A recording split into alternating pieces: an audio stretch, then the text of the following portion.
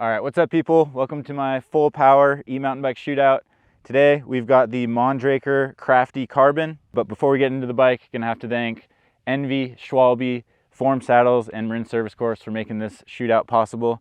Nick, what are we working with here? This is the Mondraker. It has Fox suspension, Bosch motor, full 29er, ENVEs with Schwalbes, and it's a size medium large. Yeah, 150 rear, 160 front. We're about to wrap up our last couple laps on it out here in Fairfax, and then we'll see you back at the shop where we'll dive into this thing.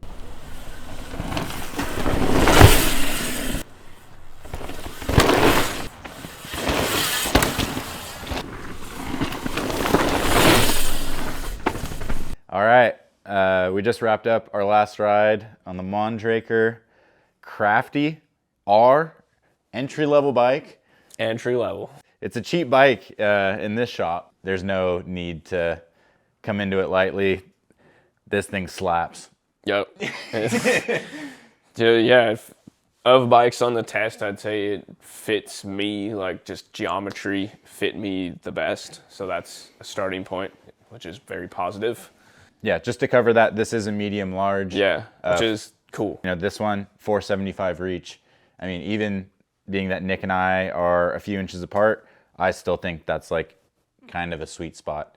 And then, you know, another outlier in this test has also got a 456 chainstay. Yep. So even though it's got, you know, a shorter reach maybe, the wheelbase is still absolutely proper, and it's quite balanced. Very. It's a 1280 wheelbase actually too. So that's, for me, that's kind of like actually what I like try to look for around 1280 is like, that's about as big of a wheelbase as I want. You know, obviously there's benefits going slightly bigger, and then there's also drawbacks. So it's like a good, well-rounded wheelbase. I'd say, yeah, that like kind of defines this bike, is it's well-rounded. Got a little bit less travel on the back than a lot of the bikes actually.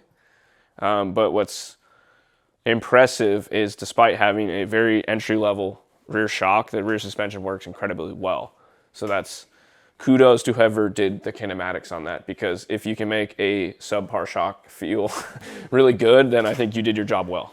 Yeah, honestly, at no point did I have like a feeling of, oh, the rear shock is inadequate. Yeah. Like, I'm sure a better shock would be better, but I wasn't like, there wasn't like, oh, I'm trying to solve this problem. Yeah. Like that's what I think is so impressive about this bike, is it's the only, you know, call it entry level, mid level spec, whatever you want to call it, but like, regardless of that, it's absolutely insane how good this thing is. Like, yeah. I don't know, I haven't been this impressed with a bike in a long time. Like, it's just like everything works. Like, and you know, a lot of what we talked about in some of the other videos is like, oh, the bike works well if you kind of do this. It's like, I had none of that on this bike. It just like, it worked. It was intuitive.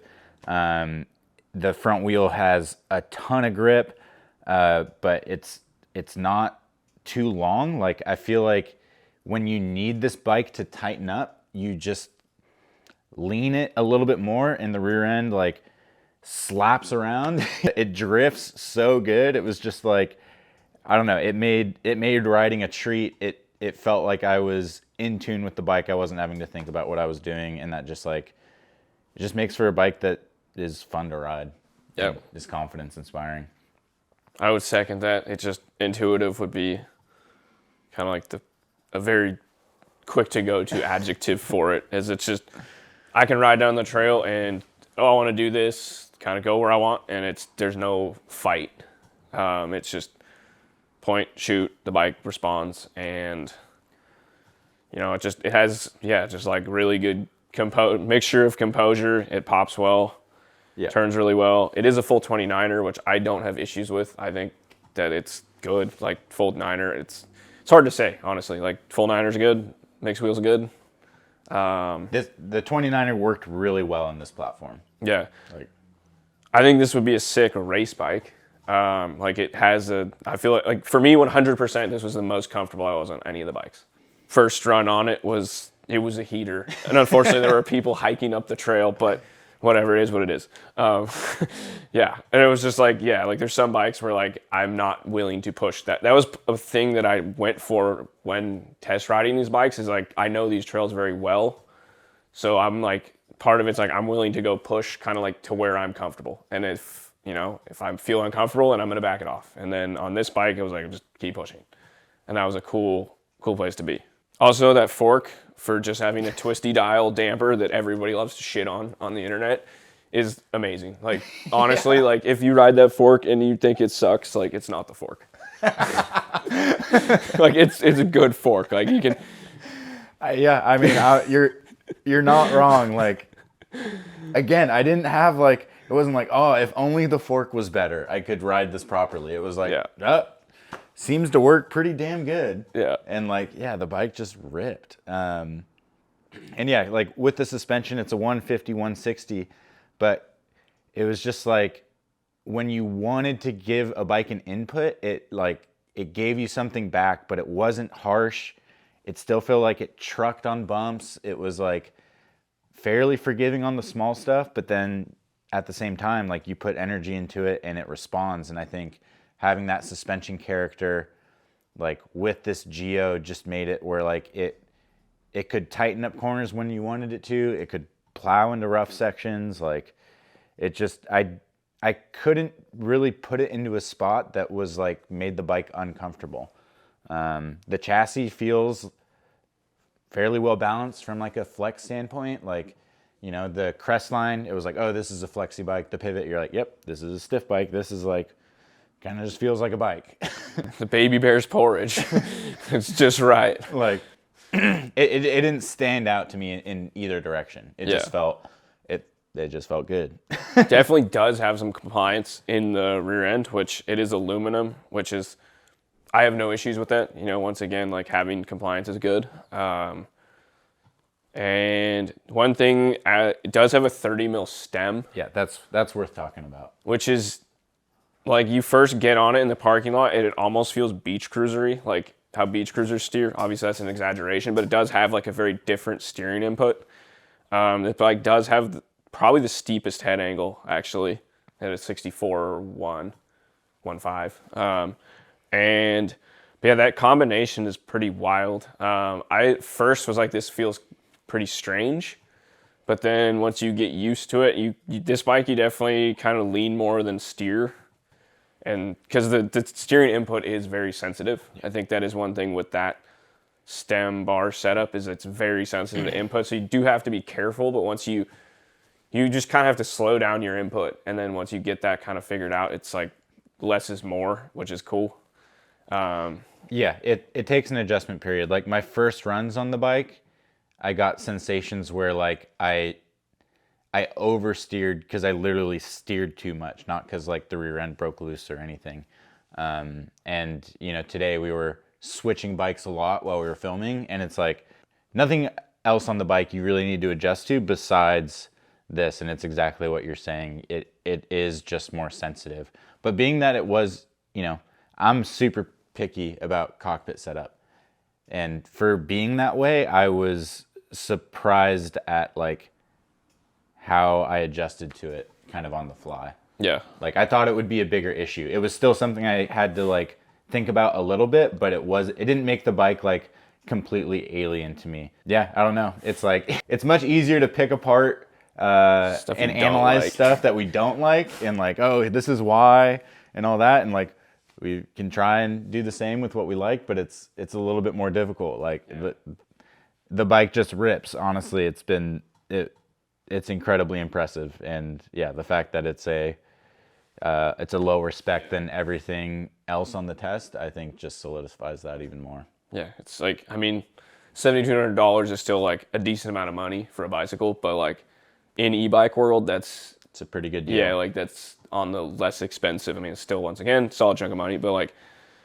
it's just, XT components are solid, they work. There's like not much to complain about. I don't mind mechanical shifting, honestly. It's really nice. Just that was one thing I struggled with on this test. It was kind of funny. Is like a couple of the bikes have transmission and the buttons are like different on each bike. So you get on the bike and you're like, shifting, and you're going hard, and then you're like, what the fuck, I need it easy. And it's just like a real first world problem, but it's kind of funny, just like getting on a bike with a mechanical shift. You're like, this one is easy, this one is hard, and it's fantastic. Yeah. And my only legitimate complaint about the stock build is the grips. I can't stand the grips, but that's like an easy thing to change. At least for me, like it makes a big difference. And that was like literally the only thing I could like actually bitch about is the grips. But I did ride it with my grips, and that was cool. Yeah, I mean, we did have our ENVE Schwalbe set up on here, so that's another caveat too. Is like those wheels and tires are sick. We can't comment on the stock wheels, and like maybe anywhere on the bike. That's maybe the thing that stock builds maybe struggle with the most at this price point. So we had a bit of a treat riding some sick wheels and tires, but being that we rode these, like everything else, I could ride this thing off into the sunset. Like I would show up to a race on this and feel like I have everything I need to pretty much ride how I was gonna that day either way. And like I think that's the point we're trying to make. It's like the balance of the bike, the geo, the sizing, it being in a really good place, like all that really at the end of the day, I think matters much more than the components you put on it. And the fact that, this shock with just rebound felt great, I think is like kind of a testament to that. I mean, there's definitely like, and I think that's the thing. It's like, maybe we put 6 suspension on this and, some trick stuff brakes, and it's like, it's literally like the bike from heaven, but it's plenty rippable as it is right now. So, yeah. I don't know. I mean, also at its price point, like you could get the stock bike and upgrade wheels or tires and, still be paying less than a lot of other bikes out there and getting a lot more performance. Yeah. The biggest thing I'm bummed about is honestly like the color. It's like honestly, that's what I think most of like the more expensive stuff comes down to now is like you get it in like the sick gloss color. And it's like, not that this bike looks bad, it's actually I dig it personally. Huh? Oh yeah. Oh, fun fact. This is totally unrelated, but Elche, Spain, where these bikes are designed, is the same latitude as Marin County. So that's kind of funny that like sister city. Yeah, I randomly like why I looked that up, I don't know. I do think like looking at where bikes are designed is interesting and like worthwhile. Like if the bike is designed in a place similar to where you ride, it might be worth considering. Because like say it's where it's tested where similar to what you ride. So that's, And without knowing, it looks like that area could have like somewhat similar stuff around here. Like, I don't know. I've never been there, but whatever they have over there, they appreciate front end grip. That's for sure. That's for sure. It's very clear. And like, going back to that, it's like that's kind of what makes this bike easy to ride, especially around here on these trails. A lot of flat corners. Dirt's not always the best. A lot of the times we did get lucky this week, but that doesn't mean there's still flat corners that you're just trying to get the most traction out of. And, that's out of everything, like that's probably the biggest thing that made this bike a treat to ride is that I feel like I had front end grip to spare. It was never something I was adjusting for, fighting for, and I could use it to my advantage. Because if I needed to tighten up a turn, I could just lean like the slightest hair bit forward and the rear would step out in like a super controlled drift and just rip a turn. And like I was able to flick it when I needed to. And yeah, not once did I have like a scary front end moment on it, which just like builds confidence, ride over ride over ride. If the bike isn't like kind of letting you down in these areas, it just like you're able to like build the confidence with your riding and get to a place where you're kind of just operating as one with the bike. And I think that's kind of what we're all searching for.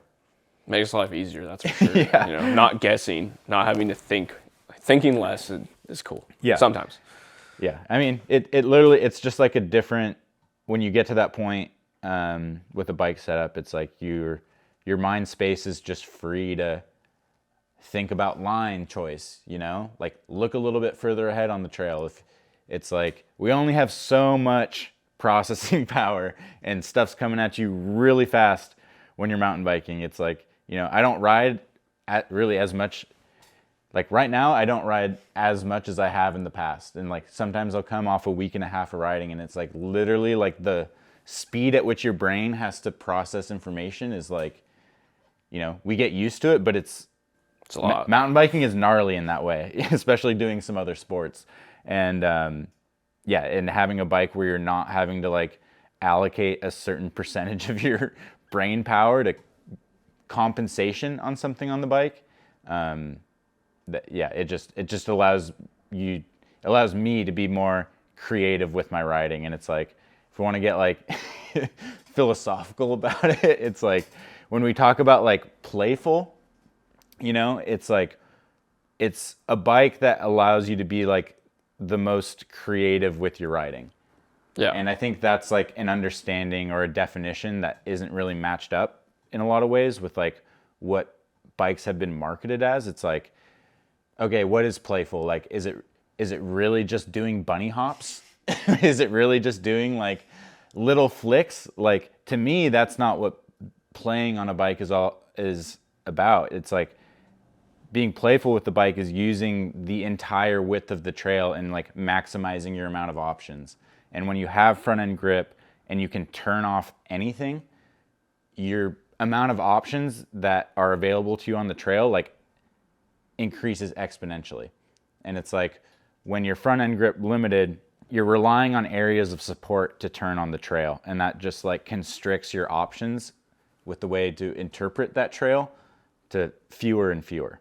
So that's my definition of playful. And like, you know, a lot of people might think, oh, a 456 chainstay isn't going to be playful, but for my definition of playful, this is one of the more like playful bikes I've ridden. Yeah, I agree with that. Yeah, I think another thing is continuing on that tangent a little bit, but the concept of like what's a long chainstay in the bike world is like, that shit's gotta change, okay? Like, you know, like straight up. And this the other thing with this is it's like the chainstay stuff comes up all the time, at least on like Brian's channel, and it's like it's not the chainstay, it's the reach. Like bikes got so damn big so quick, and then the rear stayed the same. That's like it didn't happen like in scale, and that's like why the chainstay is like super important, or the rear center is super important, is because it helps to even things out. And when you have this gargantuan front center and a short rear, it creates an unbalanced bike. And this is once again different rabbit hole, but yeah, like I just think that the perception of like what's a long chainstay like really needs to change, because like, you know, at least from my experience, like reach around like 480, like you almost need like a 455 is like, that's like standard. Right now it's typically like so many bikes are like 480, 442.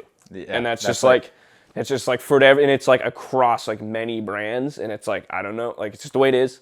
But you know, like to me, like my personal e-bike has like a 462 rear end, which is like, that's approaching like the longer side of things. Like in my opinion, like a long chainstay is like a 470. That's long. But like a 455 or 4, you know, that's like not that bad. And like you definitely have to change your timing of how you do things. You know, like I think most people could get on this bike and figure out how to manual it pretty quick. It's just like, if you know how to manual, you can figure it out. You'll be able to get it done. And like this is like the chainstay thing also, like, you know, obviously like free riders, jumpy people, like they want a short chainstay for, you know, that's what they ride. It also, once again, it comes back to what you ride. For like what, you know, off-road enduro riding, having like a well-balanced bike just makes it a lot easier to navigate. And that's what it comes back to, is like good balanced bike. The chainstay is like, just needs to be in the right place to have the front balanced, in my opinion. And it just makes the ride experience a lot more pleasant.